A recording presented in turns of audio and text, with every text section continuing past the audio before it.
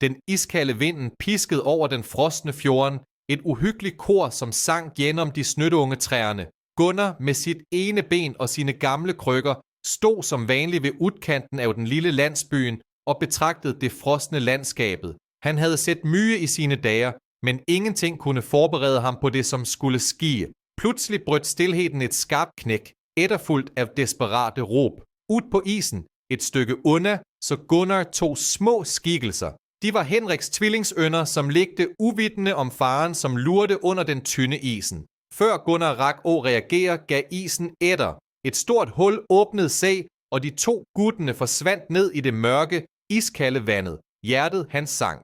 Samtidig kom Henrik løbende ud fra sin luksuriøse hytte, Leike ved fjorden. Han havde set guttene falde. Synet af Gunnar stående der med krykkene sine, fik milliardærens sinde til at koke over.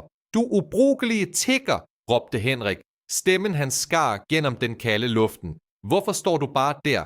Er du for hjælpeløs til at gøre noget som helst? Han vidste ikke, at hans egne sønner kæmpede for livet i vandet, bare nogen få meter under. Henriks ansigt var rødt af raseri, men i hans øjne glimtede også en frygt, som han forgæves prøvede at skjule. Han var en mand vant til at kontrollere alt, men her var han magtesløs. Gunnar svarede ikke på råbene. Han lod ikke de nedladende ordene trænge ind. I det øjeblikket var det, som om verden rundt ham stilnet. Han så bare de to små hovederne, som så vidt holdt se over vandflatten, de små hændene, som kæmpede mod det iskalde grebet. Uden at nøle kastede han fra se krykkene. De landede med et dumt slag i snøen. Med en uventet ro og en beslutsomhed, som overraskede selv ham selv, begyndte han at kravle på magen mod sprækken i isen. Hans ene ben gjorde bevægelsen vanskelig og smertefuld, men han pressede se fremover. Hver bevægelse var en kamp, en desperat handling mod elementerne og tiden, som var i færd med at rende ud.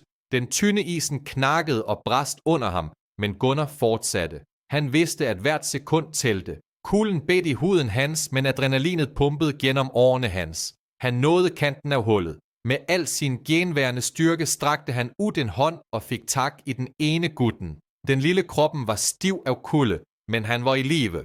Med et kraftanstrengelse trak Gunnar ham op på den faste isen. Gutten hostede og spydde vand, men pustede. Gunnar skøv ham væk fra hullet. Et tegn på, at han måtte holde sig i sikkerhed. Men den andre sønnen var fortsat i vandet. Han kæmpede svagere nå. Bevægelserne hans var blidt langsommere, mere desperate. Panikken begyndte at snige sig ind i Gunnar, men han nægtede at give etter for den. Han måtte redde begge. Skæbnen har en mærkelig måde at udligne regnskabet på, tænkte han. Hvorfor akkurat nå? Hvorfor akkurat disse guttene? Han havde aldrig forestillet sig, at han skulle finde sig selv i en slik situation, og specielt ikke at være den eneste, som kunne hjælpe. Han vidste, at dette øjeblikket ville ændre alt for alle involverede. Vil den andre sønnen overleve? Og hvad vil dette betyde for Gunnar, for Henrik og for den lille landsbyen, som snart ville blive vidne til en historie, de aldrig ville glemme? Før vi fortsætter denne utrolige fortælling, abonner på kanalen og fortæl os, hvor du ser fra i kommentarfeltet. Men for at forstå, hvorfor Gunnar reagerede slik han gjorde, må vi spole lidt tilbage. Langt borte fra den dramatiske isen i en liten fiskerlandsby i Lofoten, havde Gunnar levet hele sit liv. Det var et sted, der havet gar og havet tok. Livet var hardt, men folk stod sammen. De små farjerige husene klamrede sig til fjeldsiderne, og lugten af saltvand og tørket fisk hang altid i luften. Fisketraditionerne var dybe, vævet ind i hver families historie. Barn lærte at knytte knop, før de kunne skrive, og de gamle fortalte historier om stormer og rige fangster ved pejsen. Det var et samfund, der alle kendte alle, og der en hjælpende hånd altid var nær, selv om ordene var få. Gunnar havde en enkel hytte nede ved Kaja. Den var liten og verbit, men den var hans. Inde var det varmt og ryddigt, med en enkel seng, et lille bord og nogle få personlige ejendeler. Fra vinduet kunne han se ud over fjorden, den samme fjorden, som nå holdt på at tage to unge liv. Dagene hans var ensomme. Han tilbragte mye tid ved Kaja, ofte bare siddende på en bænk, betragtende bådene, som kom og gik, eller fiskede med en enkelt stang. Han snakkede sjældent med nogen, men alle i bygda vidste, hvem han var. De respekterede hans stilhed og hans værdighed. Selv om han tiggede for at overleve, bar han sin skæbne med en ro, som for kunne forstå. Hans ansigt var præget af vejr og vind, men øjnene hans var klare og reflekterende. Så kom Henrik. Henrik var milliardæren, som havde købt den største og mest luksuriøse hytte i området. Et moderne arkitektonisk mesterværk, som stod i skarp kontrast til landsbyens traditionelle bebyggelse. Hans ankomst ændrede dynamikken i bygda. Pludselig var det en fremmed, en utenforstående, som havde penge til at gøre, hvad han ville. Han kom ofte med helikopter, en brokete påmindelse om hans rigdom og deres fattigdom. Henrik var en mand, som var vant til at få det, som han ville, og han var ikke red for at vise det. Det var små tegn på friktion fra starten. Henrik havde en arrogant holdning over for lokalbefolkningen. Han snakkede nedladende, som om deres enkle liv var under hans værdighed. Han forstod ikke deres traditioner, og han viste ingen respekt for dem. Han ville for eksempel bygge en ny brygge for sin yacht, ret over et område, der fiskerne havde en vigtig gydeplads. Han så ned på Gunnar specielt. Kanskje var det Gunnars handicap eller hans fattigdom, som gjorde, at Henrik følte sig overlegen. Han ignorerede ofte Gunnars tilstedeværelse, eller gav ham en nedladende mønt med et blik, som sagde, du er ingenting. Gunnar og Henrik repræsenterede to yderpunkter i dette samfundet. Gunnar var forankret i tradition, i det harde, men ærlige arbejdet, i fællesskabet og naturens ubønhørlige lover. Henrik derimod repræsenterede den moderne verden, der penge gav magt, da naturen var noget, som skulle udnyttes, og da individuelle behov stod over fællesskabets. Deres skæbner var noget uundgåeligt knyttet sammen, på en måde ingen af dem kunne have forudset. Dette var ikke bare en historie om en tigger og en milliardær, men om to verdener, som kolliderede, og om en uret, som havde ulmet under overfladen i mange år. Det var en historie om, hvad som sker, når penge møder medmenneskelighed, og når en mands fortid pludselig indhenter ham på den mest brutale måde. Forholdet mellem Gunnar og Henrik var slet ikke nyt. Det var en historie fyldt med sprækker, som gik langt tilbage i tid, dybere end de fleste vidste. Mange år tidligere, før Gunnar mistede benet, var han en af de dygtigste fiskerne i bygda. Han var kendt for sin styrke, sit øje for vejret og sin evne til at finde de bedste fiskefeltene. Det var en respektabel job, hardt arbejde, men det gav mat på bordet og en følelse af tilhørighed. Gunnar jobbede ofte på større båder, og en dag havnede han på en af Henriks fiskebåder. Henrik var på den tiden en ambitiøs, ung forretningsmand, som var i færd med at bygge op sit fiskeriimperium. Ulykken skete en stormfuld kvæld langt til havs. En uventet bølge slog ind over dækket, og Gunnar blev kastet mod række. Han huskede smerten, den desperate kampen for at holde sig fast, og lyden af træ som knak. Da han vågnede, var han på sygehus, og lægerne fortalte ham, at benet hans måtte amputeres. Det var slutten på Gunnars karriere som fisker, slutten på hans gamle liv. Henrik besøgte ham på sygehus, fuld af beklagelser og løfter. Han lovede Gunnar fuld kompensation, en livslang støtte, og at han aldrig skulle måtte bekymre sig for penge igen. Gunnar, nedbrudt og i chok, troede på ham. Men Henriks løfter blev aldrig fuldstændig indfriet. De første månederne kom det penge nok til at dække de mest nødvendige udgiftene. Men så begyndte betalingerne at blive uregelmæssige, og etter hvert stoppede de næsten helt op. Henrik havde altid undskyldninger. Papirarbejde, juridiske komplikationer, vanskelige tider. Gunnar, som nu var en enbent mand uden job og med begrænsede muligheder, fandt sig gradvis i en fortvilet situation. Han prøvede at finde andet arbejde, men det var vanskeligt i bygda. Til slut var den eneste udvejen at tigge. Det var en bitter pille at svælge for en mand, som altid havde været stolt og selvstændig. Med tiden blev Henriks løfter til tomme ord, og Gunnars situation blev hans nye virkelighed. Det var mange episoder, der Henrik offentligt afviste Gunnar. Når de mødtes ved en tilfældighed, ville Henrik ofte snu sig bort eller lade, som han ikke så ham. Andre gange, når Gunnar prøvede at minde ham om de gamle løftene, ville Henrik le nedladende kanskje kaste en liten mønt til ham som en ydmygende gæst og sige noget om, at Gunnar burde være taknemmelig for det, han allerede havde fået. Han gjorde det klart, at han så på Gunnar som en byrde, en påmindelse om en ubehagelig fortid, han helst ville glemme. Disse diskrete ydmygelserne gnavede på Gunnar, men han var for stolt til at trykle. Hændelserne på isen var altså ikke en isoleret ulykke. Det var kulminationen af år med ubehandlet bitterhed, en uretfærdighed, som havde ulmet under overfladen i lang tid. Gunnars ro, da han så barne falde gennem isen, den uventede beslutsomheden, han viste, stammede ikke fra et blankt ark. Den kom fra en dybere, mere kompleks historie. Det var en ro, som bar vægten af en tabt fortid, af svig, og af en udestående gæld, som aldrig blev betalt. Han havde set Henrik se ned på ham utallige gange, havde følt smerten af hans foragt. Nu var rollerne snudd på en måde, ingen af dem kunne have forestillet sig. Skæbnen havde en mærkelig måde at udligne regnskabet på, og isen havde blivet arenaen for en fortælling, som var mye ældre, end den kalde overfladen den dækkede. Det var en historie om magt, sårbarhed og hvad som sker, når gamle sår bliver revet op igen under de mest ekstreme omstændigheder. Spændingerne mellem Gunnar og Henrik havde ulmet længe, og nu nåede de et bristepunkt. Henrik, drevet af sin ustoppelige ambition, havde planer om at bygge et luksusresort ligge ved den lille fiskerlandsbyen. Dette projektet ville true landsbyens traditionelle fiskerettigheder, ødelægge de uberørte naturområderne, som var så vigtige for lokalsamfundet, og forandre hele livsstilen, de kendte. Folk i bygda snakkede lavmældt om det, men frustrationen voksede. De så, hvordan Henriks penge og indflydelse sagte, men sikkert pressede dem ud af deres egne hjem. Gunnar, som havde mistet så mye på grund af Henrik, var en stille, men tydelig modstander af udbyggingsplanene. Han deltog ikke i højlydte protester, men hans tilstedeværelse alene var en påmindelse om Henriks tidligere fejlgreb. Når Henrik besøgte bygda for at præsentere sine storslåtte visioner, stod Gunnar ofte i udkanten af folkemængden, hans blik fast og anklagende. Han sagde ingenting, men blikket hans var nok. Det var et blik, som fortalte historien om en mand, som havde blivet svigtet, og som ikke længere havde noget åtab. Selv inden for Henriks egen familie var det spændinger.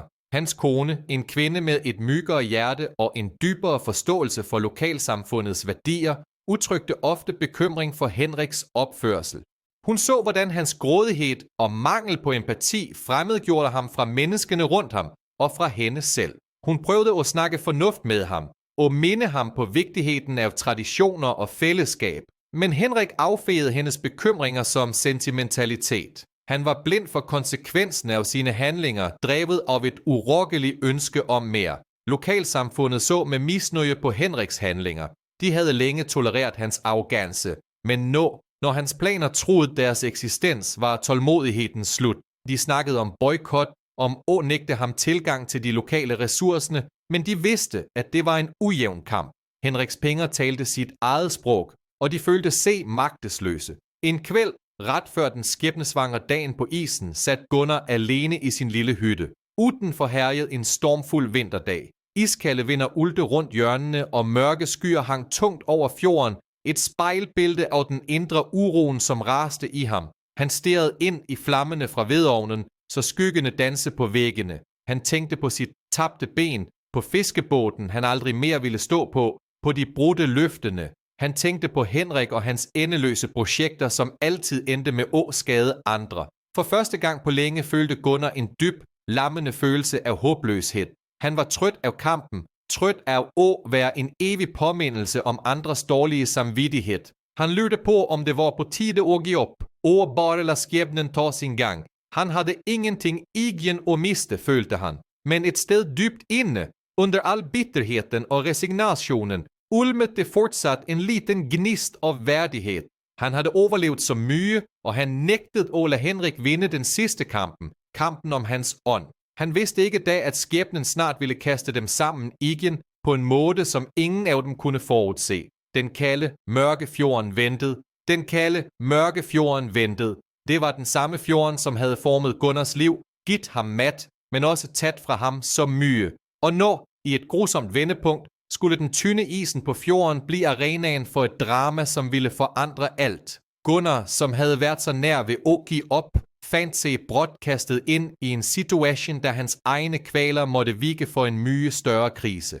Han hørte råbene. Først var det bare en fjern lyd, en slags klaging, som blev båret af vinden. Så blev den højere, mere panisk. Han så op og fik øje på Henrik, som nå løb som en galning langs strandkanten, viftende med armene. Gunnars blik fulgte Henriks desperate bevægelser, og det var da han så dem, de to små skikkelserne, som kæmpede i det iskalde vandet, da isen havde bristet. Henriks tvillingssønner.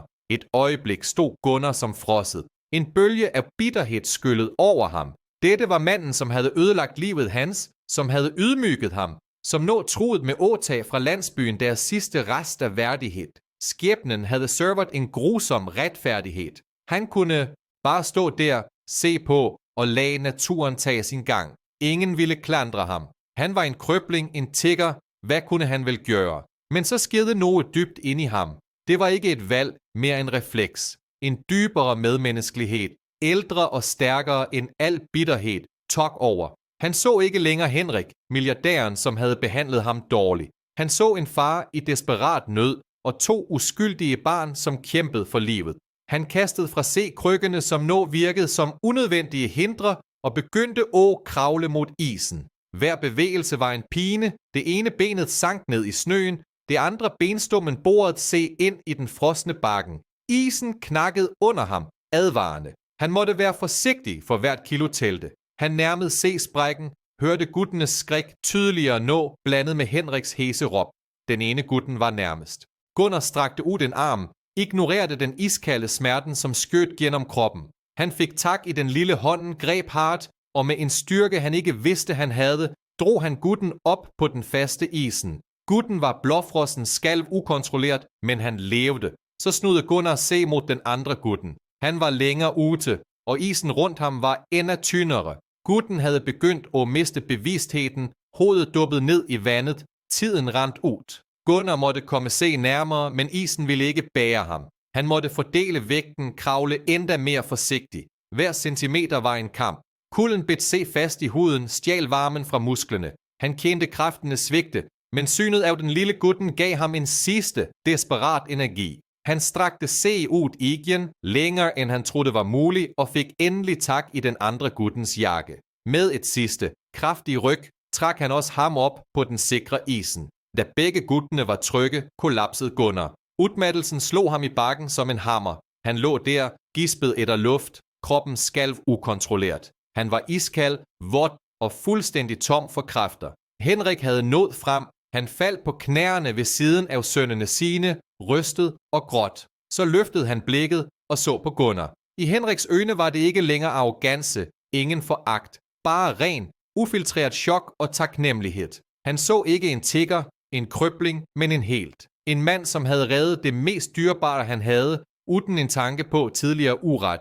En uventet sandhed slog Henrik. Denne manden, som han havde behandlet som mindreværdig, var den eneste, som var villig og i stand til at handle, da det virkelig gjaldt. Hans tidligere arrogante holdning smuldrede bort, erstattet af en ydmyg erkendelse. Han så Gunnar med nye øjne, og det han så forandrede ham for altid. Landsbyen vågnede til historien om redningen. Ordene spredte sig raskere end vinden over fjorden. Gunnar, den enbente tiggeren, var ikke længere bare en del af gatebilledet. Han var en helt. Folk samlede sig ved kajen, ikke for at give ham almisser, men for at tilbyde ham varme klæder, mat og taktfaste klap på skulderen. En ny respekt lad se over bygda, en stille anerkendelse af hans uselviske handling. De huskede alle hans tidligere liv som fisker, hans ulykke, og nå så de ham med nye øjne. Den gamle værdigheden, som havde været skjult under lag af ydmygelse, skinte nå gennem. Henrik derimod var en forandret mand. Chokket og taknemmeligheden efter redningen havde rystet ham i grundvoldene. Han havde set døden i øjnene, set sine sønner kæmpe for livet, og set manden, han havde foragtet, være den, som strakte ud en frelsende hånd. Dagen efter redningsaktionen opsøgte han Gunnar. Det var ingen arrogance i stemmen hans nå, bare en dyb, skælvende ydmyghed. Han lagde frem en check, en sum, som ville have sikret Gunnars fremtid mange gange over.